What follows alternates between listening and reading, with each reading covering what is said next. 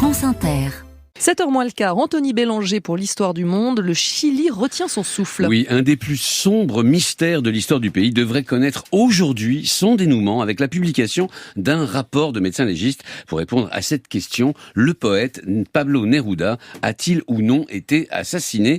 Déjà lundi soir, l'agence de presse espagnole EFE a fait fuiter une partie de ce fameux rapport. On aurait retrouvé dans les os et une molaire du poète du Clostridium botulinum, une toxine incompatible en ses proportions avec la vie humaine. Si telle est bien la conclusion aujourd'hui des légistes, eh bien Pablo Neruda aurait donc été empoisonné, contredisant le certificat de décès officiel qui prétendait qu'il était mort d'un cancer de la prostate. Cela faisait 50 ans que la famille et les admirateurs du poète attendaient cela. Rappelez-nous quand même rapidement qui est Pablo Neruda. Alors c'est d'abord et avant tout le plus grand des poètes chiliens du XXe siècle. C'est aussi un poète engagé, en l'occurrence aux côtés du Parti communiste, et aussi un diplomate. Il a même été ambassadeur à Paris. C'est d'ailleurs dans notre capitale qu'il apprend en 1971 son prix Nobel de littérature. Il donne alors une conférence de presse en français, s'il vous plaît. Un journaliste lui demande si un poète doit forcément être à l'écoute de son époque.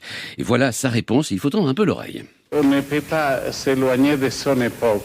Les poètes, l'écrivain qui s'éloigne de son époque, c'est la même chose comme s'il s'éloigne de la terre.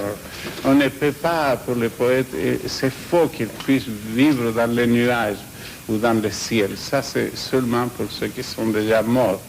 Voilà, et 2 ans plus tard, le 11 septembre 73, un coup d'État orchestré par le général Pinochet renverse son ami, le président socialiste Salvador Allende, qui préfère se suicider dans le palais présidentiel plutôt que de se rendre. Et lui, le poète national, eh bien, il hésite. Dans la confusion générale, il décide finalement de partir pour le Mexique avec sa famille. C'est là que commence l'affaire historico-policière, car la veille de son départ en exil, le 23 septembre 1973, il meurt subitement à son domicile de Santiago. Et est-ce qu'on a tout de suite soupçonné un empoisonnement? Alors très vite, Manuel Araya, vous savez, le chauffeur du poète ce jour-là, l'affirme depuis toujours. C'est aussi cohérent avec les premiers pas du régime Pinochet qui a tout de suite persécuté les grandes figures intellectuelles de gauche, à l'instar du chanteur et compositeur Víctor Jara. Le régime l'a immédiatement arrêté, lui a cassé ses doigts de musicien avant de l'assassiner. En clair, Pablo Neruda était tellement célèbre qu'il valait mieux le faire taire au plus vite plutôt que de l'entendre tonner contre Pinochet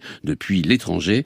En 2015, le gouvernement chilien a d'ailleurs admis qu'il était hautement probable, je cite, qu'une tierce partie soit responsable de la mort de Pablo Neruda. Il ne restait plus qu'à ouvrir une enquête de justice. Ce rapport médical en est l'aboutissement. Les médecins légistes ont travaillé depuis 2017 afin d'arriver à un consensus scientifique.